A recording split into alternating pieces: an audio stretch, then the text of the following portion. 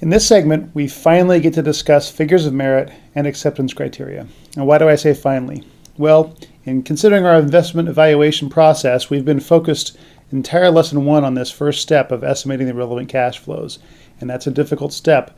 But we now get to consider these figures of merit and acceptance criterion in order to make our decisions about these investments. So what is a figure of merit?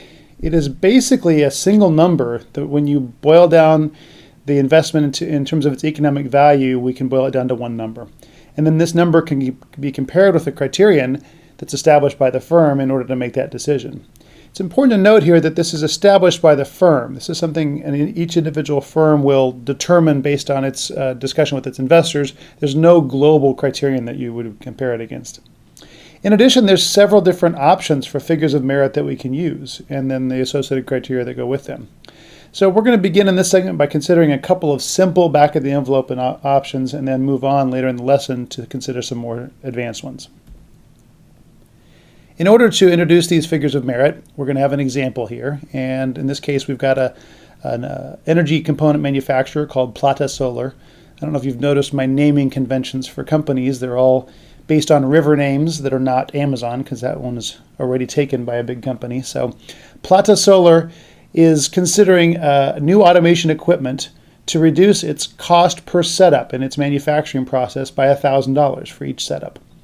This equipment costs $30,000, it lasts 3 years, and it doesn't have any salvage value. So over 3 years, we're going to have to replace it after 3 years.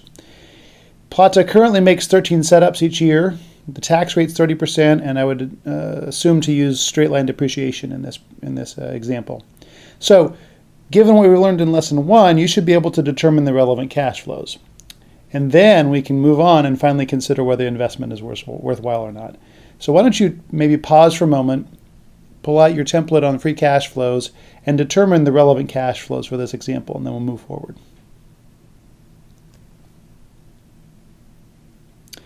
All right, so if you've taken this example and considered the relevant cash flows, you might have come up with these projections. So we have our equipment up front. This automation equipment costs $30,000, so that shows up in our net capital expenditures. And it'll show up as an investment in this first year down here. We have 13 setups each year, each costing us $1,000, and we're saving that. We're reducing it per setup of $1,000. So 13 times 1,000 gives us the $13,000, and it's recurring. Each year we have setups we're reducing over that 3-year period. There's no salvage value at the end, so we don't have any salvage at the end of this process.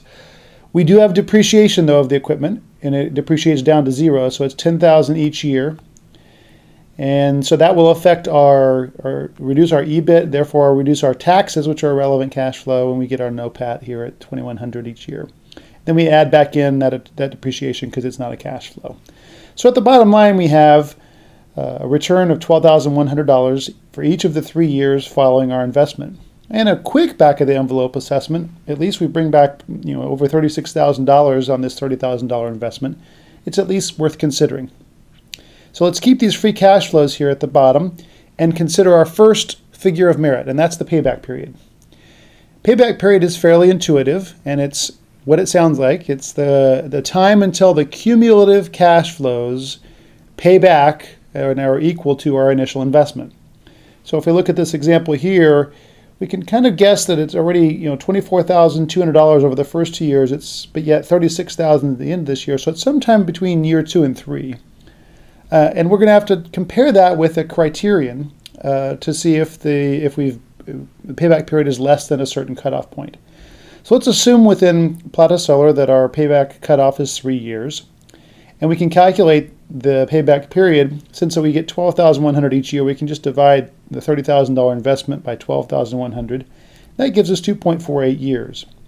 Since 2.48 is less than 3, which is our criterion, we would say this is a good investment. We can accept this investment. It would be a good investment based on the payback period. So in considering this payback period, it's pretty straightforward to understand. It's very simple. It gives you a rough measure of the risk of the investment, because if things pay back sooner, they're less risky. So if we reduce our cutoff, we'll take less riskier investments. So that could be something to consider. However, it doesn't consider the timing of the cash flows. So let's consider that we had in our firm, for the same $30,000 investment, there may have been some other options we could have done to invest in assets.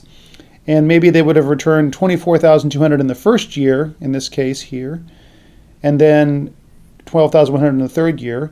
Or maybe that $24,200 came in the second year.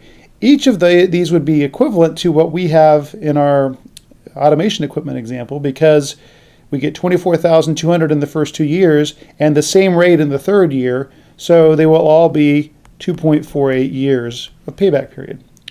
However, we would really prefer to get this cash up front because we could reinvest it in other assets in our firm or even put it in the bank and get some interest. So this is actually a preferred option among these three. In addition, the payback period does not consider cash flows that happen after the payback period.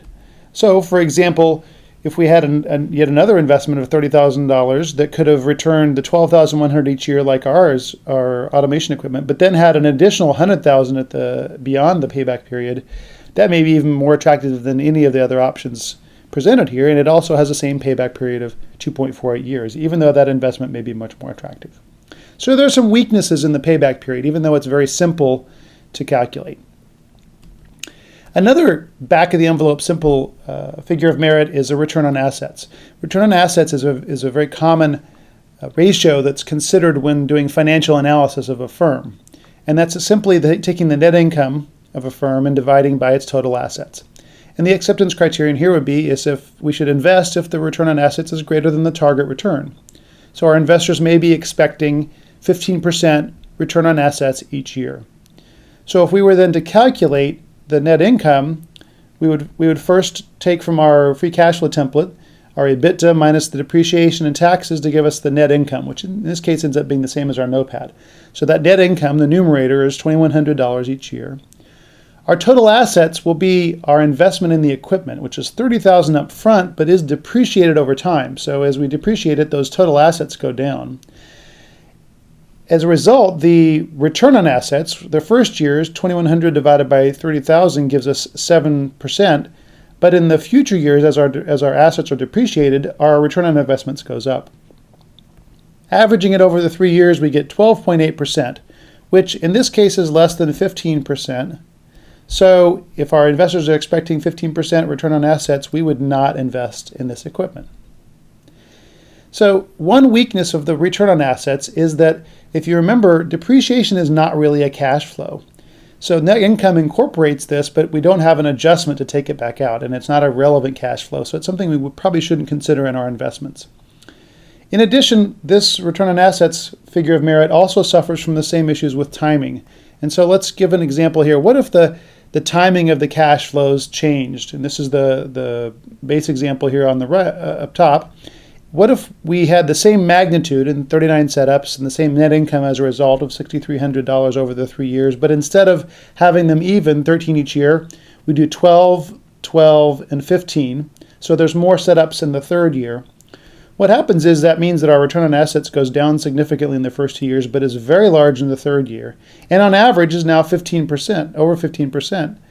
So if we just adjusted the cash flows, this would actually say it's a good investment using the return on assets, even though we're actually postponing the returns to a much later time period, which, as we discussed earlier, we'd rather get cash earlier so we could reinvest it than to get it later.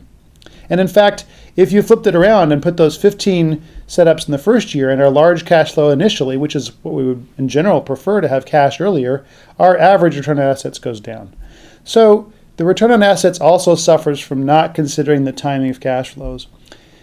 It is a positive figure of merit to consider because it is very linked to the financial statements and the ratios that investors may be using to analyze our firm, but it doesn't consider cash flows.